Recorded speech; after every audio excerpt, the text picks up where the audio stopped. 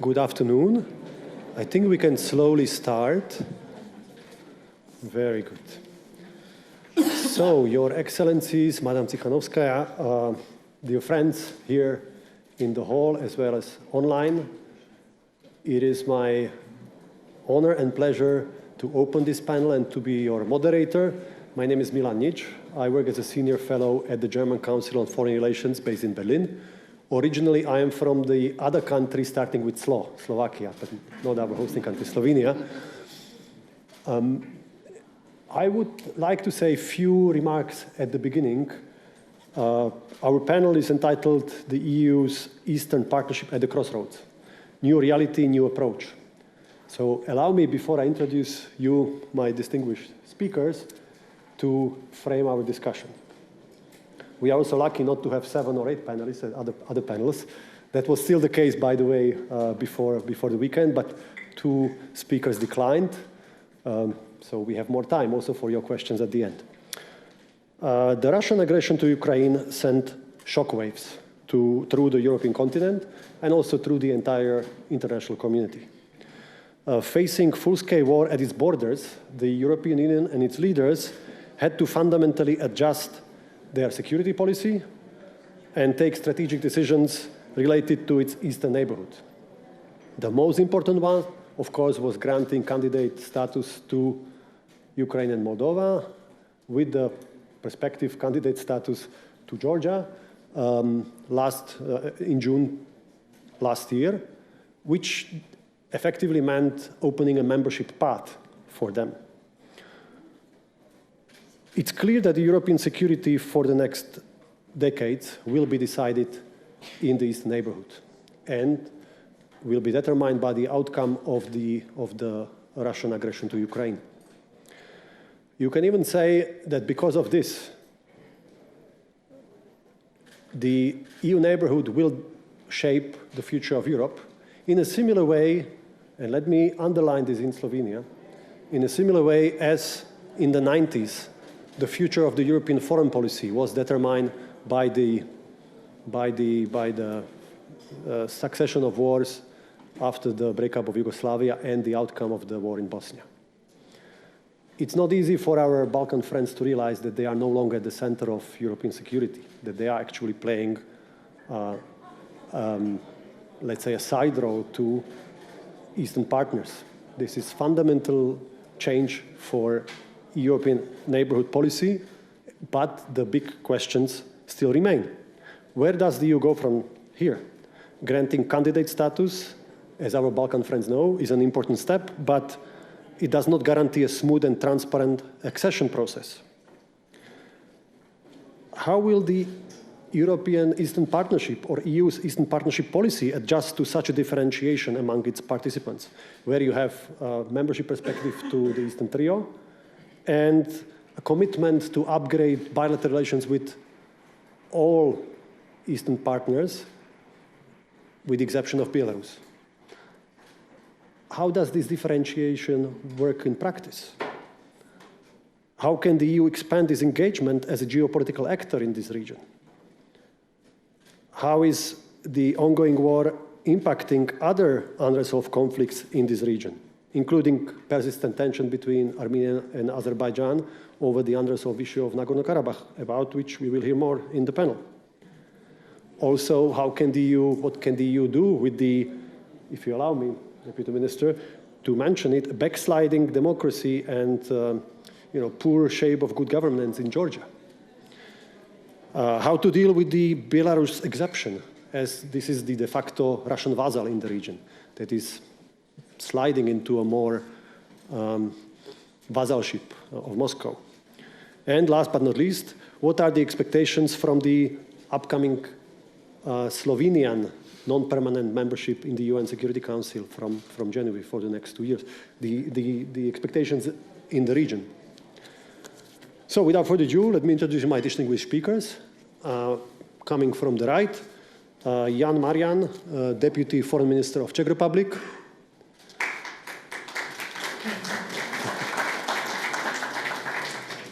Vahan Kostanyan, Deputy Foreign Minister of Armenia. Sviatlana Tsikhanouskaya, national leader and head of the United Transition Cabinet of Belarus.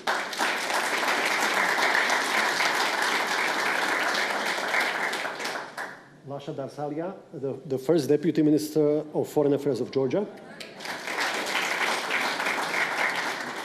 And Denis Mancevič, a partner in the consulting NC3 Global here in Slovenia, who, if I may say so, is a preeminent commentator of Eastern neighborhood affairs in Slovenia and who was born in Minsk. So, let's start with the EU member in this panel. Marian, you were not only having a successful EU presidency 1 year ago, after the outbreak of the full-scale war of Russia in Ukraine, you also managed to keep the EU unity and also start discussion among EU27 on this differentiation of Eastern Partnership. So decision to keep the Eastern Partnership in place as a regional framework, but to upgrade bilateral relationship. How will it work with such a different trajectories among groups of members? Okay, thank you, Milan, and thank you. Well, it's great to see that there are still so many friends of the Eastern Partnership. There are still people interested in this policy. Well, everything has changed with the Russian aggression against Ukraine. And obviously, now the Eastern Partnership is very much, or the Eastern policy of the EU, the neighbors, it's very much about supporting Ukraine. And it's about doing more of the same as we do to support Ukraine. And many things, including the Eastern policy of the EU, will be shaped by the result of the war. And, well, we managed to find a common ground for the Czech presidency, and obviously, I must say, unfortunately, Russia has been helping us for years. So now, with all the Russian atrocities, you have great level of unity in the EU. Even those EU member states who used to be quite skeptical, or one might say naive about Russia, are now on the same page. We have unity on sanctions, we have unity on support to Ukraine, and unfortunately, Russia continues to wake us up all the time. Thanks for being very short. No. Thanks for being very short, which brings me to my short question to everybody.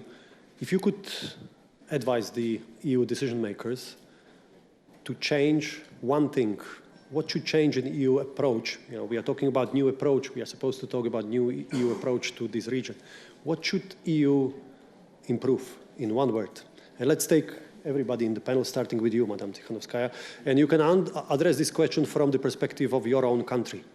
And please keep it into, if you can, less than 1 minute. Look, I hardly can answer what to change in approach towards Belarus in one word, because you know, there are many problems and difficulties people are facing right now. First of all, I'm sure that Belarus shouldn't be overlooked at the moment. I see the tendency that Belarus is left for one day later. So first we will help Ukraine to win, and then we'll help Belarus. It's a wrong approach, because Belarus is part of the problem, but it's also part of the solution.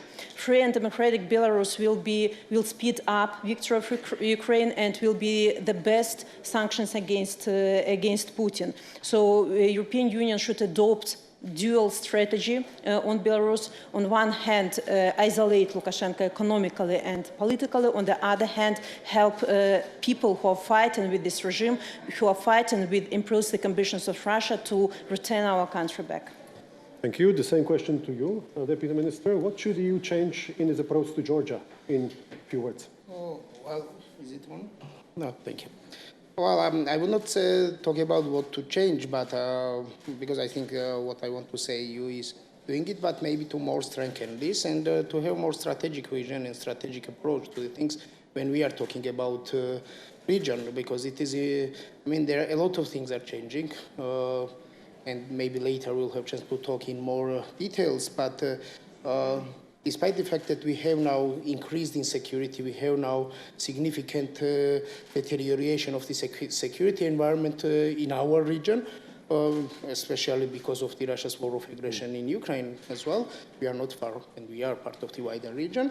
On the other hand, there are some opportunities, and these opportunities are exactly to be used, and the EU needs to be more strategic and to be more strategically present in a region and more visible in South Caucasus. That's what I would wish to Thank you. Your answer to the same question, Deputy Minister of Armenia? Thank you very much.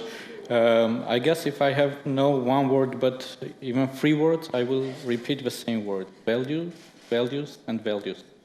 I guess the European Union should stand for the very values which are in the fundamentals of European Union: democracy, rule of law, and human rights. And European Union should not compromise the values that it has, and should build a policy in its eastern neighborhood, both bilaterally with Armenia, but also regionally when it comes to South Caucasus, based on the values and the protection of values that we in Armenia believe that European Union believes in. And to close this first round, Denis, what should you do better, differently? Thank you very much. In my opinion, what Europeans should do is to be much, much faster. In terms of integrating the region to become first to get a negotiation status and then to integrate as a full membership. Why I believe this is crucial. Milan, you mentioned in the beginning that the war in Yugoslavia pushed some processes within the EU, but then we see how long it takes to integrate the West Balkans into the European Union.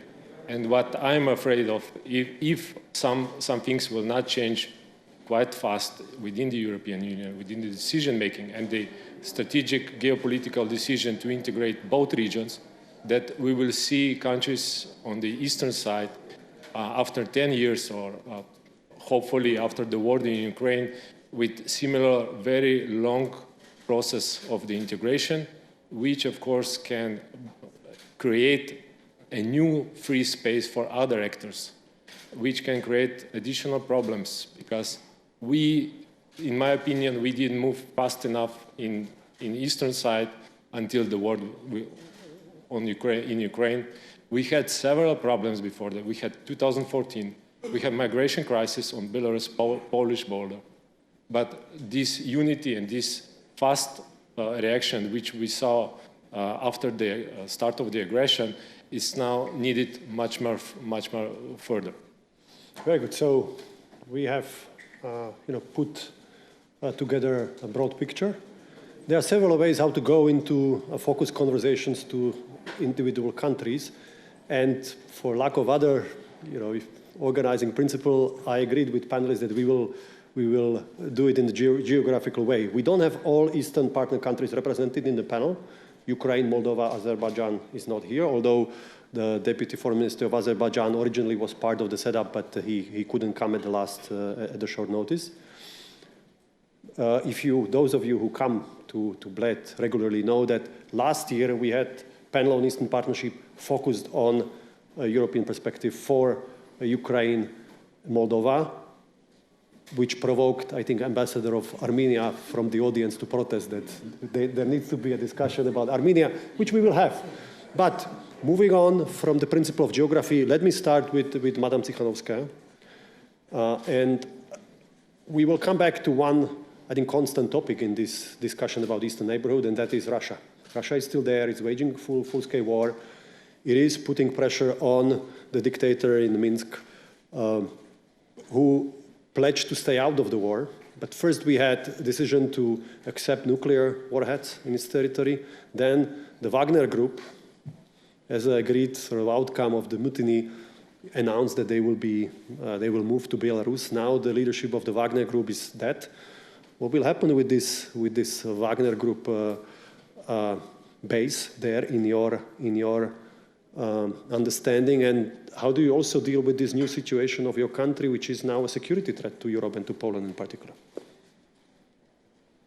No, first of all, I can't agree with your statement that Putin puts pressure on Lukashenko. They're full of lies, and Lukashenko shows his loyalty to Putin since 2020. Putin saved him during our uprising, saved him politically, economically, and since then they're in full alliance. So we have never had any evidence that Putin created pressure on Lukashenko to send Belarusian troops to Ukraine, for example. Lukashenko gave our country as launching pad to send missiles to Ukraine. The fact that the Belarusian army hasn't participated in the war is not thanks to Lukashenko. It's only thanks to feeling of Belarusian people towards Ukrainians. Belarusian people don't have imperialistic ambitions as Russians. We have a very close relationship with the Ukrainian nations. And just even in case Lukashenko has given this order, Belarusian army would defect, would hide, would change sides, but will not fight with Ukrainian people. So, since 2020, Lukashenko is accepting thousands of Russian military on our aid. Then, after March of Prigozhin on Moscow, Lukashenko played a role of peacemaker, that as if he saved Kremlin, saved Putin, from Prigozhin, and adopted thousands of Wagner groups on our territory. About 4,000 people, 4,000 Wagner fighters now in our country, but after Prigozhin deaths, we see that camps of Wagner groups is being dismantled, and partially they are sent out of our country. So Lukashenko can't control these people. So, but of course, the presence of Russian troops, presence of Wagner fighters, possible presence of nuclear weapon in Belarus creates a threat to our Western neighbors. But we have to understand that we have to solve the problem, but not to treat the symptoms, of this problem. We have to understand that only dismantling the regime in Belarus will make Belarus a stable and a secure partner for our neighbors, but not a source of threat. So we have to make everything possible to weaken Lukashenko and to strengthen Belarusian democratic forces. For example, let's take sanctions that should destabilize economic situation in Belarus. They can't work in full because there are so many loopholes in the sanctions. We are asking for several years that the European Union has to create a special mechanism of sanction enforcement. It's not still there. A quick follow-up question, if I may, on domestic stability of the Lukashenko regime. They're moving into elections early next year. Before presidential elections in Russia, or so-called elections, because we heard from Kremlin spokesman Dmitry Peskov that they are not the real elections. But what is your take on that supposed elections, given that you participated in one presidential elections in the summer of 2020, which were manipulated, which you probably won, but was not recognized? What will be your advice from exile to Belarusians once the elections will be prepared and announced? How you call it, elections in Belarus is farce and fake.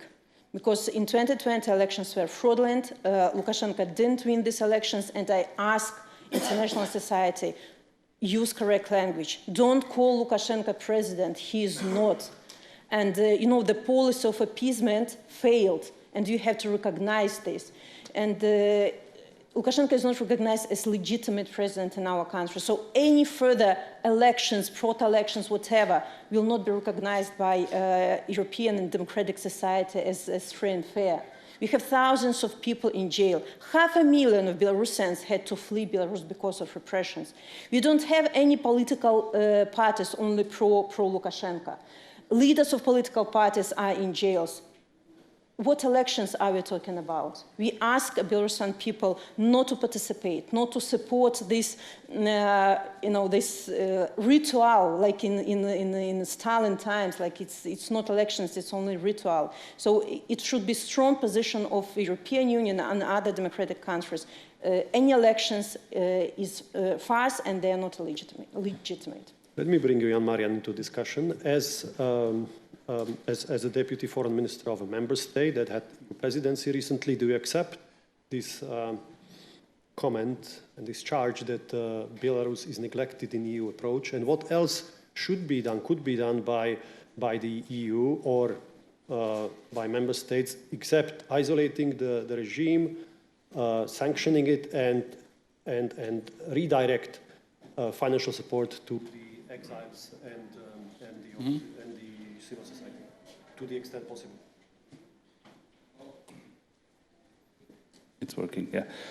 Well, my country is among those who've been helping the Belarusian civil society and opposition basically since Lukashenko came to power in the 90s, and we continue to do so. I think on the EU level, you need this dual track, so you need support to Ukraine because this might influence the whole situation. You need sanctions, more sanctions, and we've been trying hard to get the 11th package on the table, and we are in favor of more sanctions, both against the Belarus and Russian regime, of course. And of course, we need to try to close the loopholes, which is very much in the hands also of the EU member states. And we need to reach out. I think we had the meeting in Jeddah on the Ukrainian peace plan. You need to reach out to those countries who still believe that this is some kind of regional conflict in Europe. But this Russian aggression has global impacts on food security, trade routes, international orders. So I think we need to do more of the same. And as to Belarus, both the current policies against or vis-à-vis the regime, and then of course continued support to the civil society, democratic forces, activists, although of course the situation on the ground is now even more complicated, so many things have to be done from Vilnius, from Prague and elsewhere. Quick follow-up. Denis said that EU should do what it's doing. You said more of the same, but he said much faster. Well, definitely. I think we used to speak about the EU as the geopolitical player. This is in the EU global strategy that was coined many years ago. But I think now we finally started to do this, to behave like this. Of course, you might argue that it takes time, although I think now, when necessary, the EU institutions and member states are so fast, as fast as they can. But of course, this is about EU27. It's about unanimity. It's about the member states' position. But again, facing the current Russian behavior, I think the level of understanding and awareness is much better than it used to be 5 years ago, for instance. With this, allow me to move to the South Caucasus and start with you, Deputy Minister Darsalia. How is the war, Russia's war in Ukraine, impacting Georgia? Your unresolved conflict over Abkhazia and Ossetia, and the future of the disputed territories. You were leading negotiations on behalf of your government with Russia before the war in Geneva. Where are these negotiations now? And how do you see actually Russia as a factor in the South Caucasus? Are they, sorry to say so, but are there some benefits for sovereignty of these countries from Russia being fully engaged in the war up in the northwest and distracted? Thank you very much. And there are so many questions inside one question that I think we will need additional panel to answer.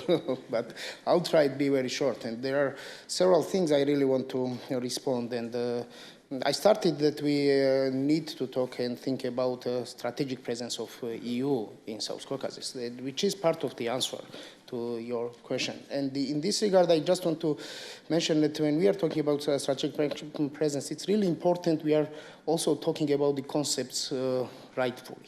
And within this question, well, before there was the backslide of democracy or something, there was the disputed territories, there is the conflicts in Georgia. Maybe first I answer this, why they are not conflicts in Georgia, and this is conflict between Russia and Georgia, why there is no backslide of democracy, if you want. Well, this as well. I understand you have to react to that. No, it's really part of this issue, because this is very important concept. About the backslide, I really short with one sentence, that there is no any figure which supports this statement. It's more political concept rather than the statement, rather than the reality. Because, for example, European Union's human rights report of this year just very clearly says that, I can quote actually, one sentence only, overall Georgia has a solid human rights framework, including legislation and policies in line with international and European standard. And the context also matters later. You can read this, or when we are talking about, for example, Freedom House human rights, Freedom House rankings, Georgia is ahead of all Eastern Partnership countries with due respect to our partners, or in any other ranking.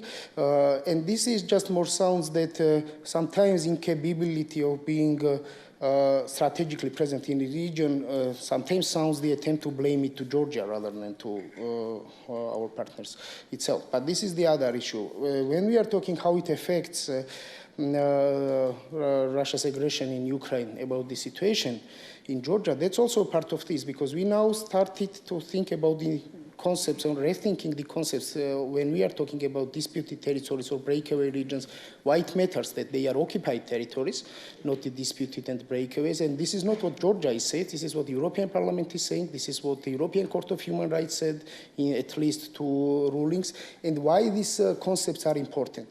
Because there is behind the concept. When we call it conflicts of Georgia and give it the ethnic connotation of this conflict, or when we are saying that these are disputed or breakaway regions, we in Georgia think that there is intentional attempt to decrease the role of Russia in all this, and it's not the role of Russia. We are really talking about Russia-Georgia conflict and Russian occupation of the Georgia's territories. One day when the conflict in Ukraine is finished, and I'm sure it will be just fully finished with the defeat of Russia, and we as an international community come back to a table, there will be the other question, how we are finishing now all this situation, how we are restoring the European security architecture.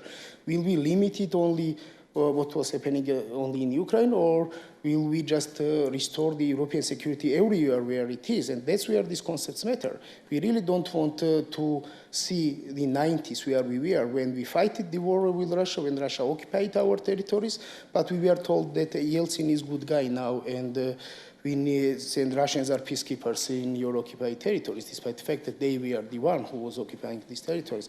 So have you detected a different approach from your Russian counterparts in recent? Have you detected a different approach to well, I don't know. Well, if I tell you what happens in Geneva, this will be a matter of interpretation. But you can see publicly as well, very recently, the so-called former president of Russia, Medvedev, very clearly said what these territories are for them.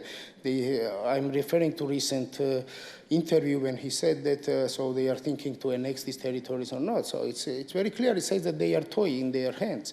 And it's really interesting when the European Court says that these are occupied territories, when Russians say that they are the one who control these territories, why people still repeat the breakaway or disputes? I really don't understand what is behind this concept, unless there is the attempt that in future, just to leave this space, not to deal with these issues when time comes. So, this is what is concern of Georgia when we are talking about. So that's why the terminology matters, and it's just concepts. These are not just words. So that's why what we say today will matter tomorrow, and that's why I really want to challenge this. And now, second part. So this is part how it affects our situation in Georgia. That we really are in a place when we have to discuss Georgia's issue as well. And it is important now, otherwise, if you mean how it impacts on the ground, situation is unfortunately not even static, but it's even more deteriorating, especially when we refer to humanitarian and human rights situation inside of the occupied territories of Georgia. If we have time, let's discuss it further. I cannot avoid asking you, please for a brief answer, about the upcoming enlargement package of the European Commission in the end of October, where Georgia, just to not to enter into polemics with you, but the reason why Georgia was not given a full candidate status was a huge question mark over its democracy and media situation. There were additional tasks to be taken. What do you expect from the end of the year? What is the goal of the current government in Georgia in its EU path? I really expect the decision will be merit-based, not like the previous time. And if we are talking about the concrete steps, concrete criteria, there is, for example, the same European Commission's analytical report, which shows that Georgia is quite ahead in a lot of these criteria, including and when we are talking about, for example, these 12 priorities, which was set, so we will continue working. It's still some time left, but most of them we are already implementing. So we really expect a merit-based decision, and if it is about what we are doing and about the merits, I'm sure that we will get the candidate status. Before we move on to Armenia, Denis Mancevič, do you want to enter with a short comment on this? No, maybe just to answer the previous statement about that EU is moving faster. Yes, this can be seen from the operational side, but on a strategic level, we are still, in my opinion, of course, and I'm not an official, so I have this liberty to speak probably more freely, we are still too slow. And if we are comparing the decision-making within the EU from the last maybe decades, yeah, we are faster, but if we are looking at the global players, because we should not forget that it's not only Russia, it's Turkey, we should talk about this region, it's China, of course, and some others, I'm afraid that we are still losing the pace, let's say. So moving on down in the south, in the South Caucasus, to Armenia, I understand we will not avoid to discuss the humanitarian situation in Nagorno-Karabakh. I also have to point out that there is no Azeri panelists or speaker in this panel, but I know that there is Ambassador of Azerbaijan carefully following this panel, and I expect him in the Q&A to come back. But please, if you allow me to ask you about bilateral relationship between Armenia and the EU in general, and the EU perspective for Armenia, which, you know, until Russia's war in Ukraine was maybe stagnating. The SIPA agreement, there was a war before the war. So there was a war between Azerbaijan and Armenia over Nagorno-Karabakh before the war in Ukraine, which was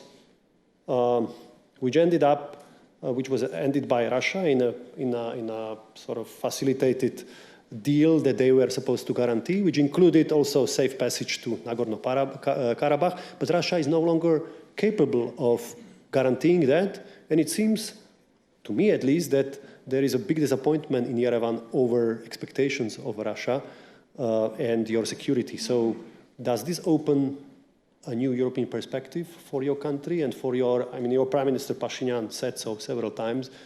We hosted him in Berlin when he was to visit a few months ago, and he seems to be moving full speed towards Brussels with the consequences in the relationship towards Moscow, and there is very difficult sort of balancing. I wonder how you comment. I would comment that before coming to Nagorno-Karabakh. Thank you very much. So I guess it's very clear the political will that Armenia has to enhance the relations with the European Union, and the SIPA agreement that we are consciously implementing in Armenia is one of the pillars on which we can further enhance our cooperation. But it's not only a matter of Armenia, how deep we want to go with European Union, and also about the European Union, how deep they want to go with Armenia and with the South Caucasus in general. But before coming to the other part of the questions, a couple of remarks. First, maybe we can provide a chair for the ambassador here, not to have Azerbaijan excluded from this panel, though the deputy minister is not here. But to confess on EU starting to be faster. In this case, in case of Armenia, I can say that at least last year, after the infiltration of Azerbaijani troops to Armenia, the reaction from the European Union was quite fast, and was even faster than we expected, frankly speaking, when the European Union deployed a monitoring mission to the interstate border between Armenia and Azerbaijan, and we greatly value the EU's presence in Armenia, although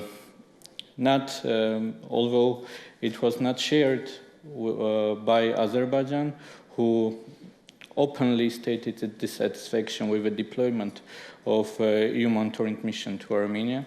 The mission, who has a role to play a key function to protect stability and to support the peace process in our region. When it comes to Nagorno-Karabakh, Just again, I'm very sorry to stop you there, but let me bring in again the Czech Deputy Foreign Minister on the question of the speed. This is interesting sort of counterpoint. You said the EU reacted faster than you expected on the EU security mission. When the European, is it working? Yeah. When the European bureaucracy usually works. And I should also correct myself, it's EU monitoring mission, not security mission. So these are monitors. Civilian missions. Civilian, and they are not directly involved in Nagorno-Karabakh, but you were, Czech Republic had a presidency. And it was on our interstate border, not in Nagorno-Karabakh. Right, so border between Armenia proper and Azerbaijan. You were, Czech Republic had at that time EU presidency. What was different, what was new in that decision-making that it took a few months, actually a few weeks, to take to a decision to deploy a mission? Well, Milan, I don't know what to say. First, I'm happy to hear some positive feedback on the EU flexibility. Second, again, this is about the member states willing to send the monitors, for instance. And third, I think this is about the change context. We see what Russia does. We see, I think, and you mentioned that in Yerevan, Russia is perceived somehow now. It's not only about this capital, it's about other, it's about Central Asia. So we see many partners looking more to the EU now for assistance, for norms and standards. The same go for Central Asia. Maybe the future of the EU Eastern policy, once we have the membership perspective for some, the future might be extending this offer of the EU standards, norm, whatever, roaming, market, to others, both Caucasus, both Central Asia. But many thanks for the words about the EU. You can see Czechoslovak, solidarity on the panel after the happy divorce. That's possible within the EU. But coming back to Nagorno-Karabakh, I understand that you have to draw attention to the situation. Before going to Nagorno-Karabakh, just a remark on your question to my Czech colleague, what was different? I guess this is again about values.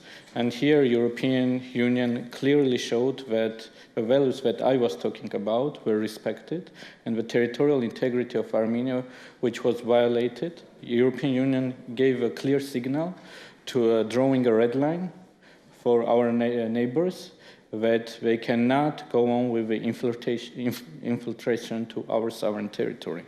Coming to Nagorno-Karabakh, just again back to the terms as my colleague Lasha mentioned, there was not a conflict over Nagorno-Karabakh because Armenia never challenged the territorial integrity of Azerbaijan, and we clearly stated, and it was reaffirmed by my Prime Minister a couple of times, that we respect the territorial integrity of Azerbaijan.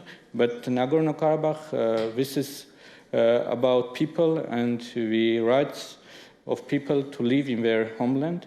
And I guess all the actors, including the European Union, who is interested in peace and security in our region, has their say to ensure the guarantees for these rights and securities of people living in Nagorno-Karabakh, for 120,000 people who live there, who are unfortunately today very close to humanitarian catastrophe, who are close to starvation, and unfortunately till today the European Union didn't succeed to support or to send the humanitarian aid who are living there.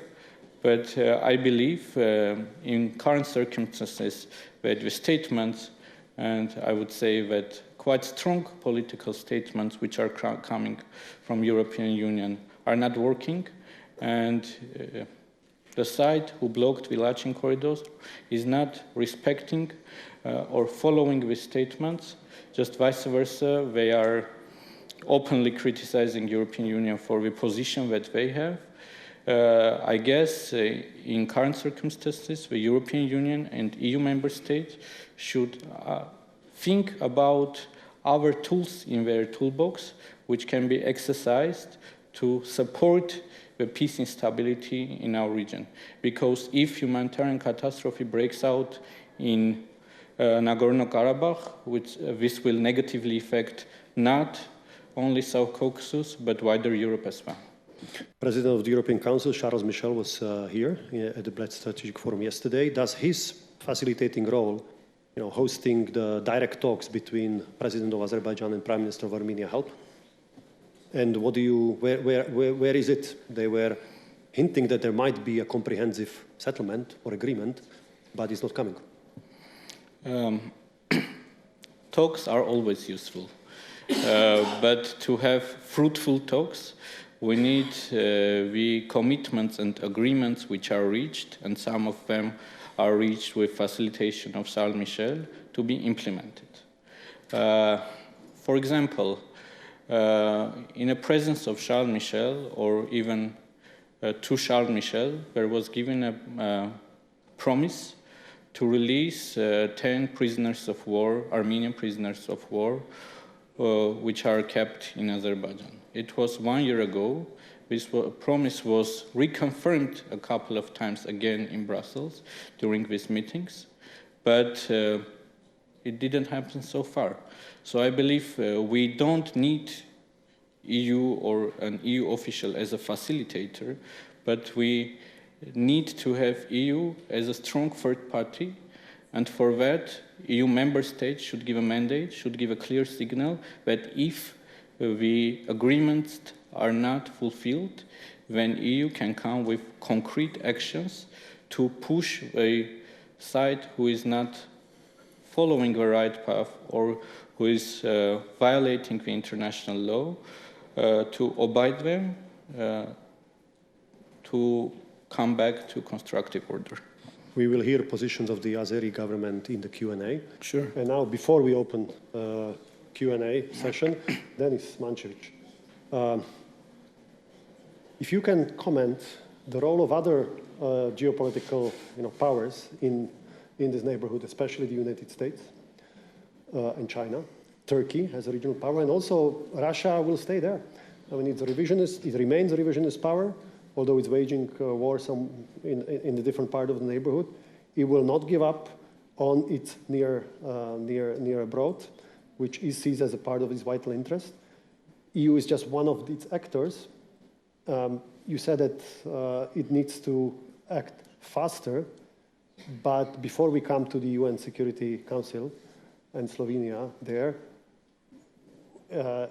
are we on the upgrading? What's your view? This is a huge task in front of the EU, which is not really a security power. It's not NATO, which is a very complicated foreign policy structure that still decides in a unanimous way. So what are the right expectations from them, even towards the Azeri-Armenia situation? Well, it's really a tough question.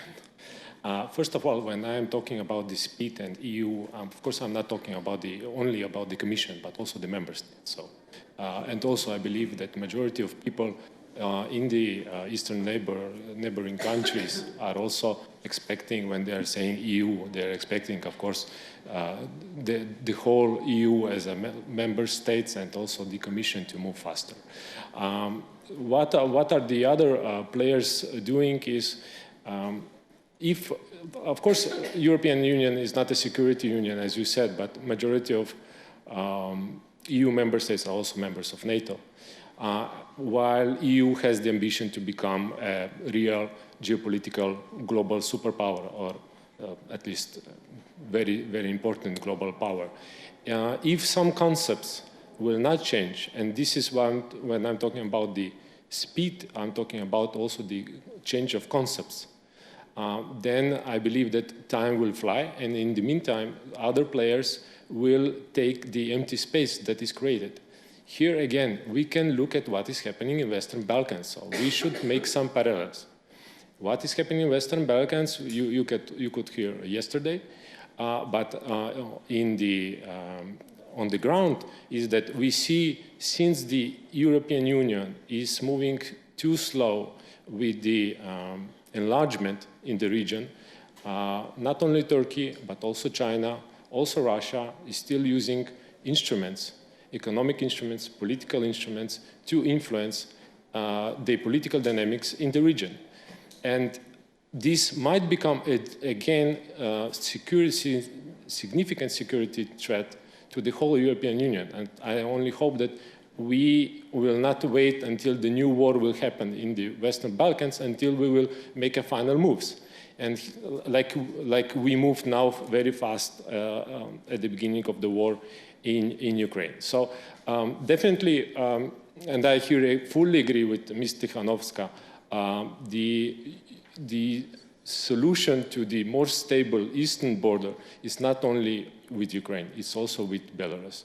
If this will be an approach, let's make a fast peace under which whatever circumstances there are with Ukraine and leave Belarus into the influence of Russia, which they have today, we will still have the same security threats in the eastern, on the eastern borders. And I cannot leave the question of Slovenia's membership, or do you? Okay, very briefly, Jan, Marian, and then please leave some space to address the expectations from Slovenia's UN Security Council non-permanent membership. Thank you, Milan. Very briefly, first, we didn't mention one country, Moldova, which is in a very complicated situation, also part of the eastern neighborhood, and they do a lot now on limiting the Russian influence, energy dependencies. So we need to do more to support Moldova, which is also basically on the front line. And second, just to subscribe to what you said, I think in order to be credible, we need to go on with the enlargement in the Western Balkans, because obviously the two groups are now looking at each other and they need to see that we deliver. Although the enlargement for Ukraine and Moldova will not be easy, it will take long, we need to make sure that we get them as closer to the EU as possible in the meantime through internal market, digital markets, roaming, transport, etc. No, thanks for mentioning it. Also, this is what I think was purpose of the leaders' meeting in Greece a few days ago, when together with the Greek Prime Minister, with the EU Commission President, invited, I think for the first time in that setup, the leaders of the Western Balkans and leaders of Ukraine and Moldova to sort of rough the edges and prevent some kind of competition between the two tracks. Now, Slovenia, our host for this Black Security Forum. And also as a token to organizers, let me throw this question. First, Denis, to you, how important it is for Slovenia to, and for Slovenian diplomacy to be, to gain this non-permanent membership in the EU Security Council for 2 years starting in January? And what they want to achieve with it, what will be their focus in terms of Eastern Partnership? Well, definitely it's a huge success, and so it's first of all, it's recognition. Slovenia gained 2/3 of the votes in General Assembly. So in the first round, this should be also said. So this is really a very strong recognition about the role of Slovenia, also about the first such position, which was 20 years ago. So Slovenia already had the membership in this UN Security Council 20 years ago, and it will have the second time. For second, of course, this is an opportunity for Slovenia to promote values, to promote some activities that we are doing. For example, there is one great initiative that I believe all Slovenia should be proud of, and Slovenia can play, or already did play, a significant role. This is demining. Demining as an ITF international institution, which was established by the first initial by Slovenia after the war in Yugoslavia for demining the Bosnia and Herzegovina. And now, of course, we see that the largest mining fields are in Ukraine, which are significantly larger than those in Bosnia. And this will be a horrible thing, still a lot of tasks. But also the third, this is huge responsibility for Slovenia to be at the table. There are some signals also coming from the Slovenian leadership that Slovenia would like to be a so-called honest broker, trying to establish peace in Ukraine. There are some critics saying how Slovenia can be an honest broker since we are members of the EU and NATO.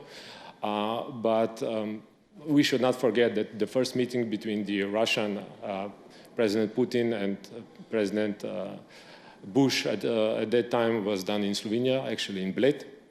more than 20 years ago. So Slovenia played some role, and we hope that we will manage, and the Slovenian diplomacy will be able to challenge and to be an honest broker and to play some role in making peace in Ukraine.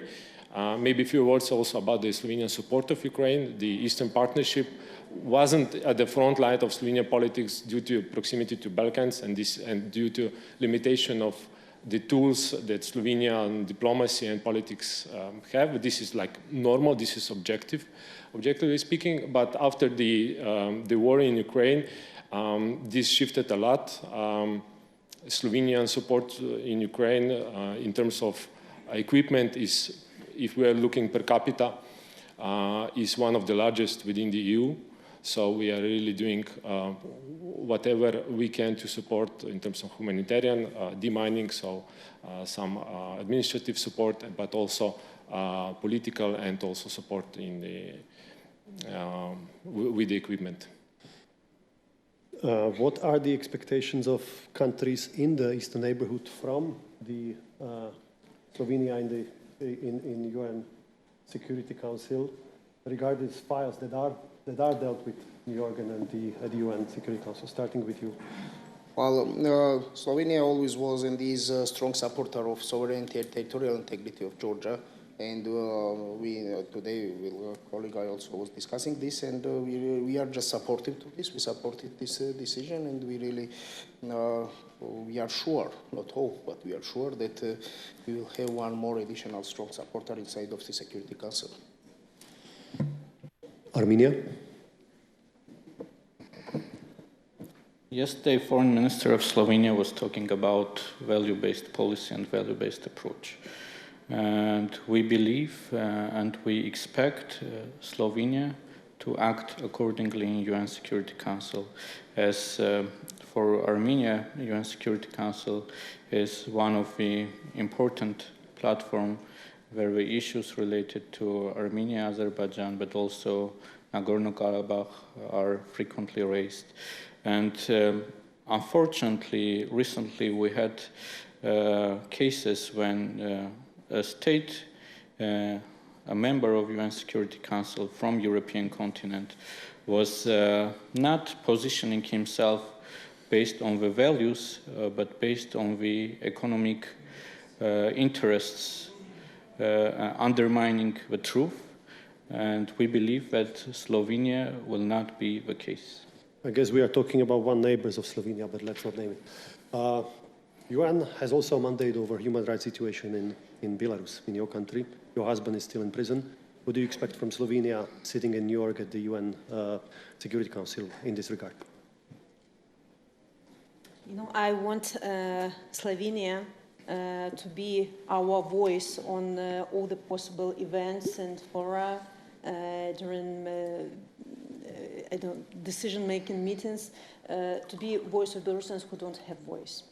I want Slovenia to launch at last special investigations on those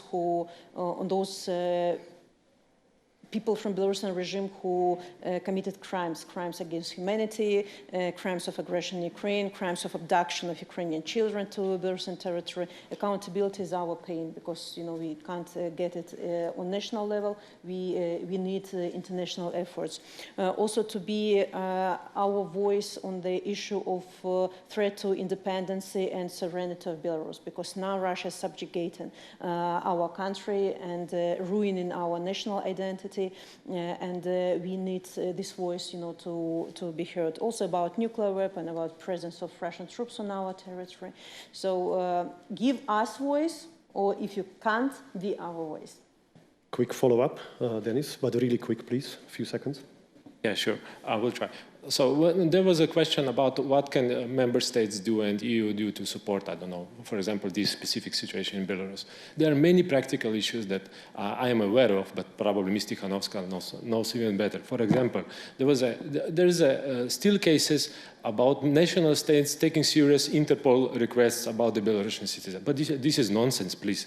There were some cases in Slovenia. We tried to mitigate this, but Belarusian citizens, because they were in protests, in 2020 are now being prosecuted by Belarus authorities, then to Interpol, and national states authorities are taking this serious. For example, one Belarusian person was in jail for 1 month because Slovenian authorities took it seems that serious, and he was put in front of the judge until we made, let's say, some noise. And here there is a lot of practical things that member states on the EU level, national states, ministries can do to support. And these are small steps, but the whole picture is like a puzzle. You cannot say, we are just solving the big picture without solving also small pictures. And this is also what I'm meaning with fast reactions. And to close the panel discussion, Deputy Czech Foreign Minister. Thank you. Just follow up on Belarus, of course. Let's continue supporting free media. European Radio for Belarus, Belsat, Radio Free Europe, Radio Liberty.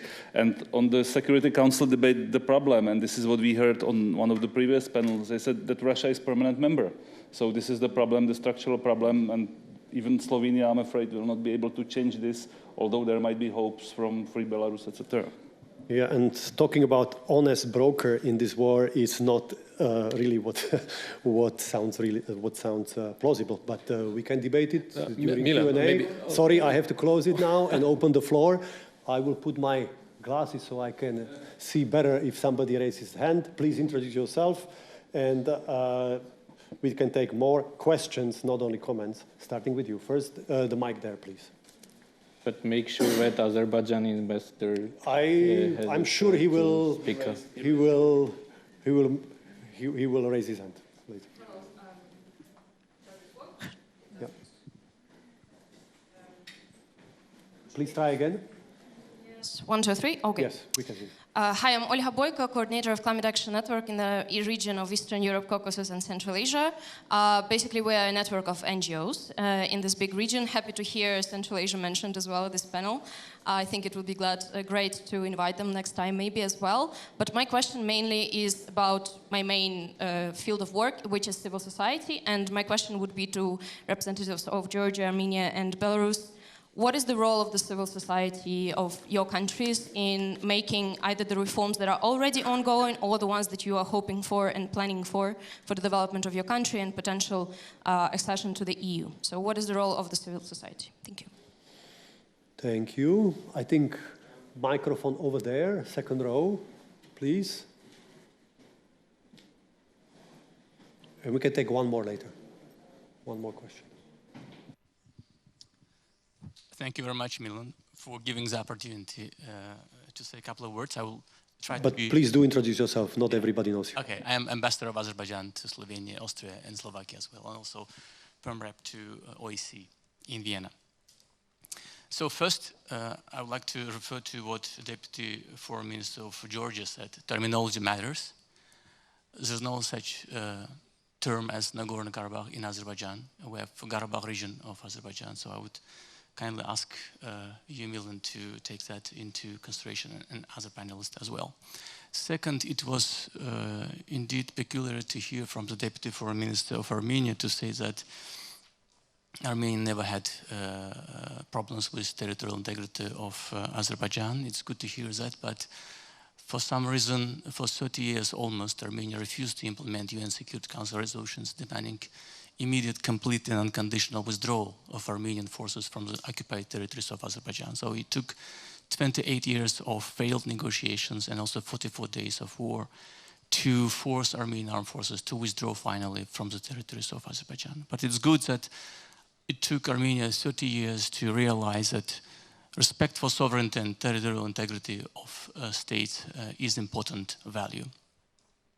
Third, it was Azerbaijan who, after the conflict in 2020 in November, offered Armenia a peace, to sign a peace treaty and to normalize relations, despite of 30 years of occupation, despite over 1 million refugees and IDPs and unhealed wounds. So we have now 3 tracks, basically working on signing a peace treaty on normalization of relations, delimitation of the border, and opening regional communications, especially between western regions of Azerbaijan and its Nakhchivan Autonomous Republic. I cannot say that we have progress on all these 3 tracks. progress is limited due to mainly, in my view, zero-sum game logic still prevailing in Armenian foreign policy, specifically as regards to Azerbaijan. Earlier it was mentioned not only by Deputy Foreign Minister but by Minister, situation in Karabakh region of Azerbaijan. It was Azerbaijan who ensured free, safe, secure and regulated passage through Lachin Road from Lachin to Khankendi. So we implemented our part within the trilateral statement. It was Armenia who was abusing the road for unlawful purposes, including military, rotation of personnel, landmines, transportation to the Karabakh region of Azerbaijan, and extraction and transportation illegally of natural resources from Azerbaijan to international market. So Azerbaijan did what it had the right to do under international law and its national legislation, which is to establish a checkpoint at the border, at the entrance of the Lachin Road, while keeping the regime of the functioning of the road intact. So the road was functioning until 15 June when Armenian armed forces opened fire and wounded a bodyguard of Azerbaijan and threatened by the whole situation ICRC staff and also civilians crossing that road. But even today, as we speak, Ambassador, please, with due respect, come to close. Even as we speak, ICRC and also local Armenian residents are crossing the road freely. So my question to Deputy Foreign Minister of Armenia, if you think there is difficult humanitarian situation, why the Armenian side backtracked on agreement to use multiple routes to supply goods to the Karabakh region of Azerbaijan? The agreement was reached early August, and it was supposed to open through Aghdam-Khankendi road to deliver larger volumes of goods to Karabakh region of Azerbaijan, but because of objection from the Armenian side, it never happened. So either there is no humanitarian situation, or it is weaponizing. Can you clarify what do you mean saying Armenian side? So let me enter here into the discussion. We will come back to it. Maybe I collect one more question if there is urgent need to ask over there. Gentlemen.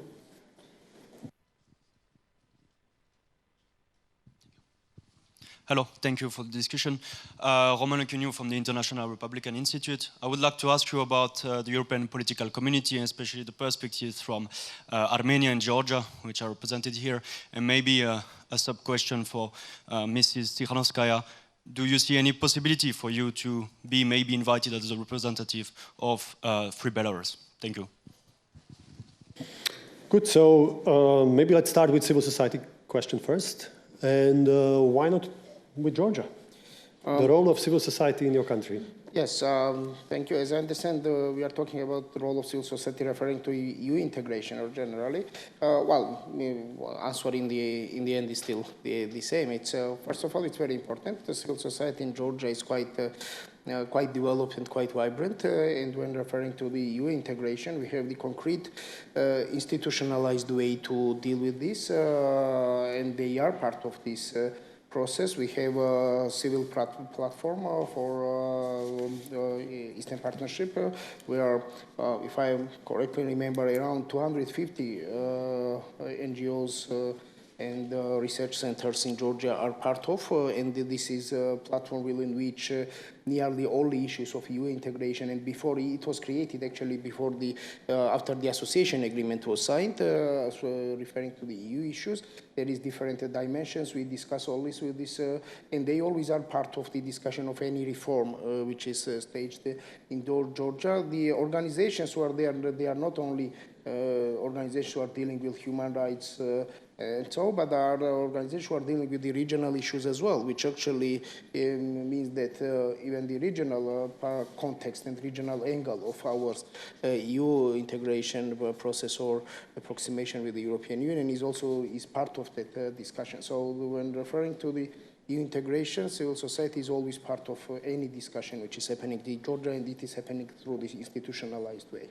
Deputy Minister Kostanyan, the same question. Thank you very much. The strengthening of civil society and CSOs is one of the pillars of Armenia-EU SIPA agreement as well. But regardless of the fact that we have some obligations according to SIPA, etc., this is our belief, the belief of our Armenian government after 2018 revolution that happened, that civil society has a very important role to play in decision making. And this is, and we are exercising it every day. We have special formats of discussions between civil society and parliamentarians, between civil society and different ministries, etc., etc. And maybe the most important for civil society is that they are free and they can exercise their rights, starting from right to assembly in our country. And the voice of civil society is very heard in Armenia.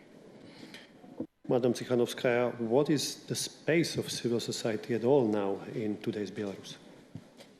Actually, no, why Lukashenko's regime tried to ruin civil society in Belarus, because civil society is the driving force for changes. Now civil society that mostly in exile now, at the moment, they are playing a huge main role in the process of changes in Belarus. All the educational initiatives, human rights defending initiatives, cultural initiatives are done by civil society of Belarus. And we are trying to politicize civil society, and that's why we have Coordination Council as representative body for Belarusian people, where almost 100 organizations are participating, and they're working on reforms, they're working on vision of future of Belarus. So that's why I think we are trying to build democratic society, and democracy is strong only when civil society is strong. Let me mention that my organization, German Council for Relations, is coordinating a think tank network on the future of Eastern Partnership that we started. There was also a German EU presidency some time ago. With the support of the European Commission, we can see how vibrant think tank scene you have in some of your countries, especially in Georgia, but also Moldova, also those Belarusian organizations in exile. And we are looking forward to continue on this differentiation, also hopefully with the new commission after next year. But we have 9 minutes left. There was comment on Karabakh issue, and I have, if I may, I would suggest that you, Deputy Minister, address only the launching part of the. We can spend a lot of time. As our panel is quite interactive, interventions, this kind of questions, etc., etc. Can I suggest to have more inclusive Eastern Partnership format to Ambassador of Azerbaijan also to respond to the question on civil society, and because I guess this is important for audience, and later I can comment on Nagorno-Karabakh. I'm not sure I understand. Are you asking to comment on civil society? The role of civil society in Azerbaijan? Yes. Well, I would say that Ambassador of Azerbaijan is not part of this panel. There are hardly any think tanks in Azerbaijan, not to speak about civil society. And if you look at the Council of Europe ratings, then Azerbaijan is one of the most difficult and problematic countries in terms of human rights and democracy, but that's not the point. We are talking about the future settlement and the open issues and the humanitarian crisis in Karabakh and the access to Karabakh. You were talking about 120,000 people. For audience that is more knowledgeable about the Western Balkan issues, if you compare it to North Kosovo, which is the pinnacle of the crisis there, it's 3 times the population of Northern Kosovo than in Karabakh. So I think this is a ongoing crisis situation. The access road is still closed. If you want, you can comment. Thank you. But I would like to also I would like first to comment on having quite shorter interventions by ambassador to compare with the ones that he's usually having with in OSCE, but the narrative is the same. But the standing question remains. The Nagorno-Karabakh and people living in Nagorno-Karabakh continue to face humanitarian crisis, and they continue to be in siege. Here, it's not about politics. This is about the humanitarian issue to be addressed, and this is about the international law to be respected. And when I say international law to be respected, and when I talk about values, I should here refer to the order of International Court of Justice, who ordered Azerbaijan to ensure unimpeded access in both directions for people, goods, and vehicles through Lachin corridor. And let me close this here. I want to pay respect to your tone, this passionate tone from both sides. This is something that our friends in Serbia, Kosovo can learn from. They are not always able to discuss this in such a sort of rational way. But please leave it aside now, because the end of our panel will turn into Azeri-Azerbaijani dispute. So in an attempt to bring other panelists on the same issue, I think you just finished. I was waiting for your full point, full stop, to interrupt you there, because it was a deep breath. We have only a few minutes remaining. So if I may, the Czech Deputy Minister, do you think that the renewal of a war between Azerbaijan and Armenia is possible? Is this a scenario that your ministry is concerned with? A nice, easy question. No, Milan, I think we are here. I mean, Czechia and the EU is here to help both partners or both interested sides, or we are ready to provide humanitarian assistance. We are ready to work on conflict solution, people-to-people contacts. Charles Michel has been doing a great job. And Czechia is ready to help both partners. We are interested in good relations with both on the bilateral level, both with the current situation, both with reform, both in getting closer to the EU. Is this diplomatic enough? And I saw some hands over there as well. Not bad. Deputy Minister Darsalia, as a neighbor, yes. Can I ask for your view on the role of other powers in diffusing the tension between Baku and Yerevan, especially the United States? They were hosting foreign ministers before a round of meetings at the leaders level hosted by Charles Michel. There is a role of Turkey behind Azerbaijan, role of France behind Armenia. Others are involved. This is not only a bilateral conflict. What do you see as crucial in actually coming to a settlement? Yes, I think here was mentioned several times the Rosa engagement. I think this is key, that in the region we can and we are thinking in a way that to deal with these issues in a win-win through the win-win approach. And to develop this thinking, I think that is what is more important. There is always international law, there is always the humanitarian issues, and I think there is possible to find a solution which will answer all the questions. Georgia is just supporting the peace process, definitely. Georgia is supporting that this peace process is led also our important strategic partners, United States and the European Union, and we generally really hope that this process can deliver. Despite of these difficulties we have today, through Georgia itself also initiated Peaceful Neighborhood Initiative, the key idea of which is to try and to find the positive agenda, maybe find it regionally, find it in bilateral relations, and we really hope that that approach will deliver today or tomorrow. But today we have very difficult situation, we all see, but there is still space for win-win approach, I am sure.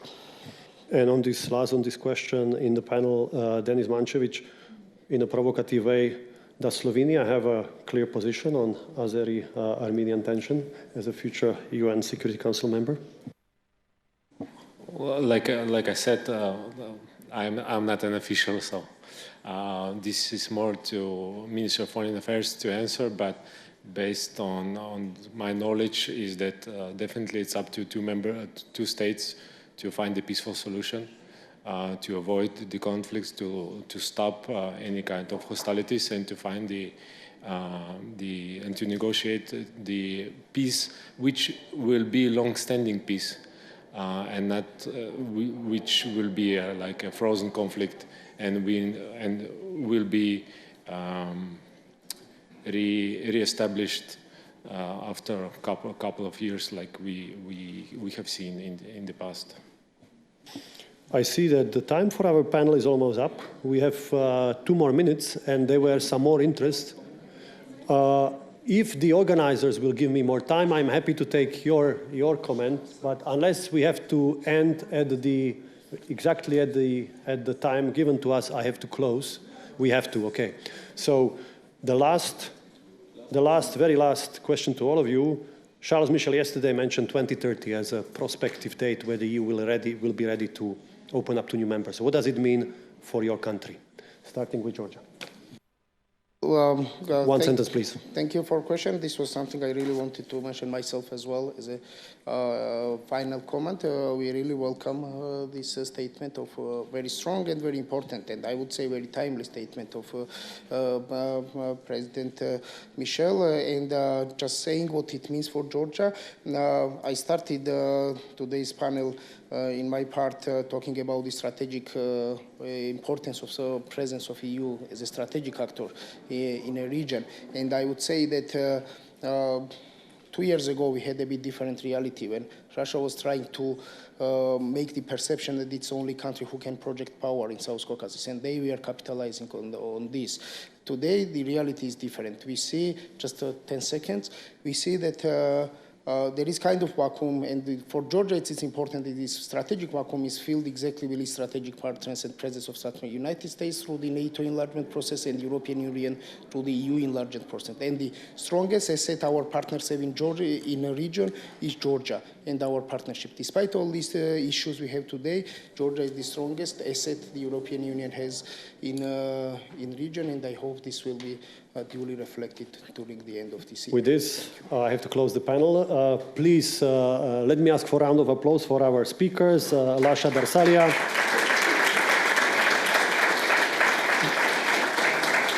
Vahan, Kostanyan, Sviatlana, Tsikhanouskaya, Marian, and Denis, Mancevič. Thank you. Have a very good day.